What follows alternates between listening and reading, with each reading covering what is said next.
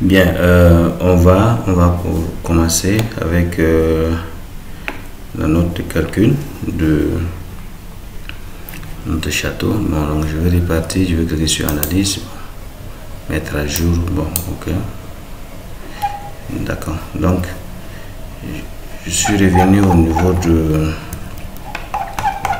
mon château. Si je veux faire bien sûr note de calcul, d'abord au niveau de vue exploitation, voilà, ça c'est tout ce qui est capture qu'on a eu à faire lors des vérifications et autres. Donc tout ça là, ça doit figurer bien sûr dans les notes de calcul. Alors comment je veux faire pour faire une note de calcul de ça? Je vais d'abord venir au niveau du document et là, dans un premier temps il va falloir donc paramétrer, voilà, paramétrer ce qu'on va faire. Voilà, donc ici les dossiers et puis documents, bon c'est pas grave. Ici ça dit est-ce que la note de calcul là, vous voulez sortir par exemple en fichier RTX, Docs, ou bien il y a d'autres fichiers que vous pouvez également bien sûr exporter. Ça peut être Excel, ainsi de suite, ou bien PDF, donc c'est à vous de choisir.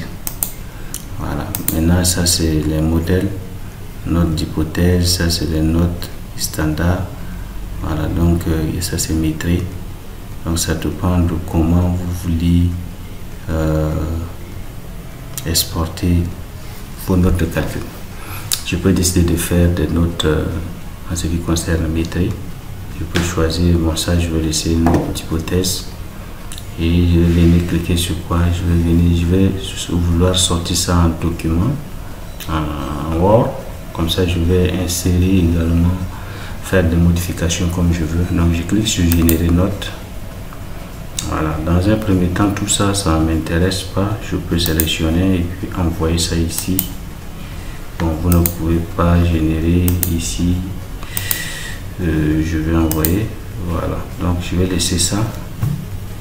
Donc la note de calcul va commencer avec par exemple je vais aller par exemple charger, ça peut être des notes, je peux charger par exemple si je veux faire métrie, ça va être métrie, descente de charge, ainsi de suite. Mais moi ce qui m'intéresse, je vais composer ma note de calcul, donc c'est simple pour faire. Et voilà, j'ai document, j'ai tableau, j'ai les exploitations, j'ai tout ce qui est vu et autres. Bon, au niveau des tableaux, voilà. Généralement pour la composition de notes de calcul, moi j'ai déjà fait la capture. Voilà, donc je vais mettre ça également à votre disposition. Donc moi généralement dans ma note de calcul, je veux voir d'abord par exemple en ce qui concerne les caractéristiques de l'acier, les bétons, la géométrie du modèle, les sections utilisées, les épaisseurs, voilà. Et à la fin je mets tout ce qui est description. Voilà. Donc je vais commencer un à un. Je reviens dans Advanced. Donc en ce qui concerne par exemple les tableaux, les éléments finis, qu'est-ce que je veux? Est-ce que en ce qui concerne la géométrie, je ne peux pas tout envoyer hein, parce que je sélectionne ce qui est juste pour travailler dessus. Voilà, donc ici il y a la description des sols, les nœuds, description des systèmes, des repères. Je peux associer ça, mais bon, ça je vais laisser. En ce qui concerne métrie des structures, je vais laisser description par exemple des filières. Voilà, je peux voir ça. Il y a la description des matériaux, géométrie du modèle, mais ça je vais faire ça. Il y a quand même la description des appuis, il y a le nom des cas de charge, description des combinaisons, il y a la section utilisée, géométrie du modèle. Voilà. Donc en ce qui concerne les données de géométrie, il y a géométrie du modèle, ça non, métrie des structures, ça non, description des filières, section utilisée, oui. Oui, il y a la section par exemple utilisée, je vois ça. Il y a section utilisée pour les filières. Voilà, pour description des filières, la section utilisée. En ce qui concerne la description des filières par sous-système, donc ça c'est bon. Des éléments surface, épaisseur utilisée. Voilà, les épaisseurs utilisées également, ça me va. Je reviens en ce qui concerne les appuis, la description des appuis ponctuels. Bon, ça je vais laisser.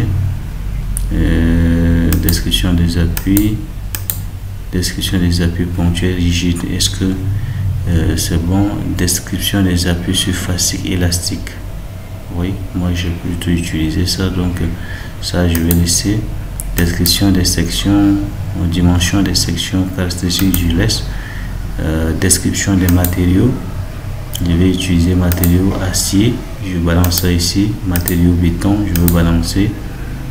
Et la description des surfaces du matériau, ça je laisse. En ce qui concerne la description des sols, bon, ça je laisse. Description de nœuds, je peux. Description de nœuds, ça je laisse. Et maintenant, dans les données de chargement, description des charges climatiques, description des charges globales, description des charges par famille. Bon, ici, non, ça, nom des cas de charge, est-ce que c'est important? J'ai par exemple nom des cas de charge, oui, nom des cas de charge, je vais envoyer ça. Ok, je vais réduire ça, je vais réduire.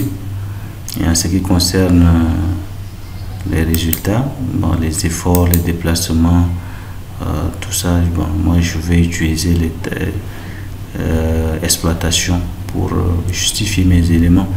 Donc si je vois bien, il y a section utilisée, épaisseur utilisée, description. Il y a la description des combinaisons également, c'est très important.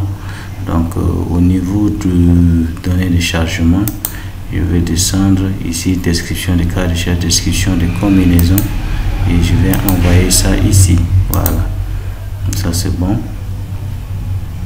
Et ce qui va rester, ça va être juste des combinaisons, des exploitations. Donc l'exploitation, je clique là, je maintiens Shift et je vais tout envoyer. Voilà, tout ça j'aurai besoin. Voilà, donc je vais arranger, je regarde par rapport à ça, c'est-à-dire les matériaux acier, matériaux béton, et puis la géométrie du modèle. Apparemment, géométrie du modèle, je crois que je n'ai pas mis ça, donc je reviens dans tableau. Je vais chercher là où il y a géométrie du modèle, caractéristiques du modèle, je reviens, géométrie du modèle, je vais envoyer ça ici et je vais maintenant arranger. Donc premièrement, je clique sur matériaux et je vais monter acier, je mets là, béton, je clique dessus, je monte pour mettre sous acier, et après c'est la géométrie du modèle, donc je clique et je monte jusqu'à, voilà, vous voyez, c'est la géométrie du modèle, c'est bon. Et puis épaisseur utilisée,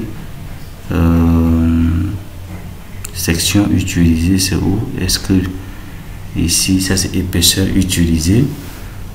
Bon, là, ici, géométrie, section utilisée, et puis épaisseur utilisée.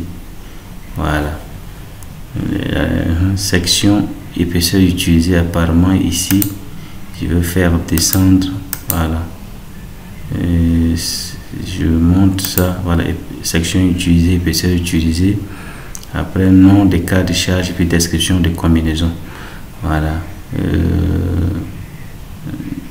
voilà, description d'abord des charges élastiques, ou bien description des appuis surfaciques. Voilà, il y a la description des appuis surfaciques. Je n'ai pas de description des appuis.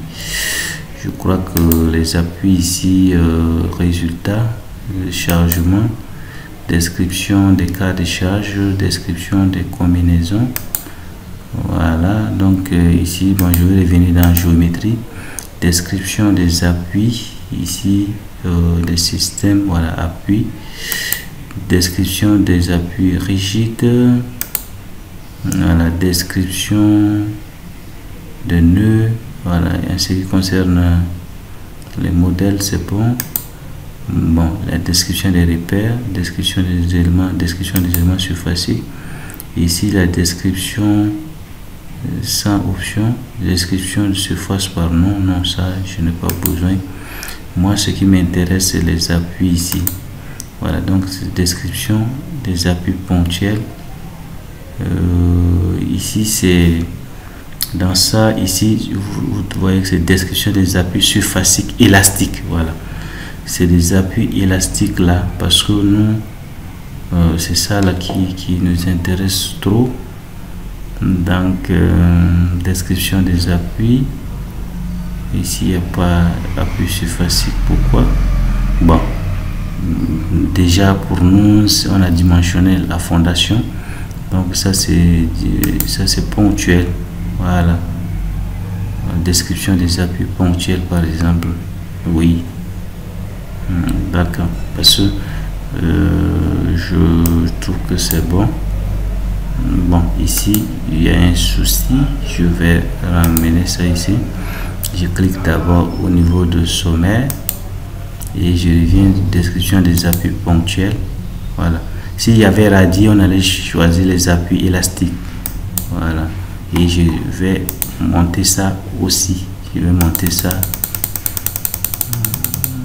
Voilà, donc il y a la description des appuis, et puis nom de cas de charge, et puis combinaison, nom de cas de charge, combinaison. Et voilà, ici nous avons les exploitations.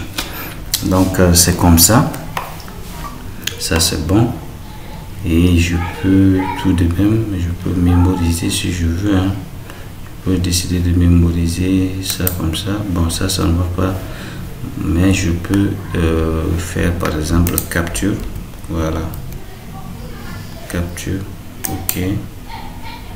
D'accord, nouveau, je fais capture de ça par exemple. Voilà, ça peut servir, hein. Oui, et je vais enregistrer. Ok, ça c'est bon, ça c'est notre paramétrage. Voilà, paramétrage, ok, et je vais cliquer sur enregistrer. Et ce qui va rester maintenant, c'est à générer les notes, parce que ça va sortir je ferme, ça va sortir ici en Word. Donc je vais cliquer juste sur quoi? Générer. Voilà, ok, ça va s'ouvrir dans Word. Voilà, si c'est bien paramétré, voilà, ça ne va pas prendre du temps pour générer les notes de calcul. Bien, voilà, notre note de calcul vient d'être générée. Donc ici ça c'est déjà en Word. On va juste paramétrer. Voilà, on va juste paramétrer tout et tout. Vous voyez, ça c'est déjà même les vues exploitation. Donc ça on va retoucher un peu pour que ça puisse donner. Voilà, donc il y a tout ici, hein, tout ce qui est vérification. Voilà, donc vous voyez, ça c'est propre. Ok, donc cette note de calcul par exemple, ça je peux enlever. Peut-être la prochaine partie je vais faire les mises en page pour vous montrer comment ça se passe. Mais sinon il faut aussi autre configuration. Ça vous allez faire manuellement, vous allez faire votre page de garde. Voilà, vous allez décrire l'objectif même de dimensionnement, vous présenter tout ce qui est matériaux que vous avez utilisé. Et si vous avez fait le prédimensionnement, il faut insérer ça dans notre calcul. Voilà, et maintenant à la suite vous allez insérer ce qu'on vient de prélever dans Advance. Voilà, donc c'est comme ça que vous pouvez faire sortir les notes de calcul. Donc peut-être je vais faire les mises en page, et puis la prochaine formation je vais essayer de vous montrer comment ça se passe. Voilà, ok, bon, On va profiter également pour faire le rendu, mais sinon ça je peux enregistrer parce que après je vais les combiner. Donc je vais enregistrer ça dans Masterclass. J'ai déjà notre calcul qui est là, donc je vais faire notre calcul Advance 15 Advance. Voilà, comme ça je peux bien reconnaître. Voilà, je clique sur OK. Bien, maintenant je reviens dans Advance. Si je veux faire le maîtrise de mon château, voilà, donc je veux fermer ça. Je veux faire le maîtrise. D'abord je vais choisir dans notre standard, par exemple de maîtrise. Directement je peux cliquer comme ça, maîtrise. Voilà, ou bien je peux choisir notre standard, mais je peux aller charger aussi, soit je peux faire notre calcul de descente de charge, je peux faire maîtrise, ainsi de suite. Voilà, mais déjà est-il que ici, si je veux faire notre calcul standard, c'est ici, ça c'est standard. Voilà, je peux générer, le logiciel va me générer les notes de calcul. Mais moi, ce qui m'intéresse, je choisis d'abord. Je veux que, par exemple, je veux faire les maîtrises et je veux que ça vienne, par exemple, ça s'ouvre dans Excel et je vais choisir, par exemple, maîtrise. Et là, le logiciel va faire maîtrise des éléments par matériaux, et ainsi de suite, tout. Et je vais cliquer sur générer. Voilà. Et là, ça s'ouvre normalement dans Excel. Mais ça va s'ouvrir dans Excel. Voilà. OK. Et voilà, le maîtrise est là. Je peux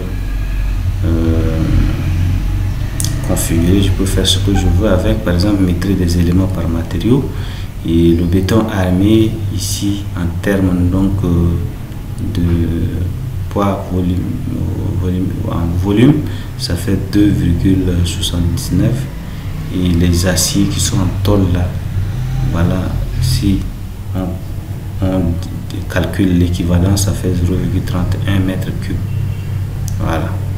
Maintenant, en termes de poids, voilà le poids des éléments qui utilisent le béton B35 là, c'est ça. Et pour les aciers, le poids aussi c'est ça. Et le total des poids c'est ça. Donc maintenant, c'est à vous de facturer. Je sais pas, par exemple, ici chez vous, vous facturez le béton armé à 300 000. Il suffit de prendre ça et de multiplier par 300 000 et vous aurez le coût, bien sûr, je tape par exemple égal. Ici par exemple pour les éléments, tout ce qui est amorce, amorce par exemple, ici c'est 2,50. Vous pouvez regarder par exemple là. Voilà, regardez ici pour le poteau amorce, voilà, c'est ça la longueur, c'est ça le volume, c'est ça. Ça c'est pour les éléments en tôle.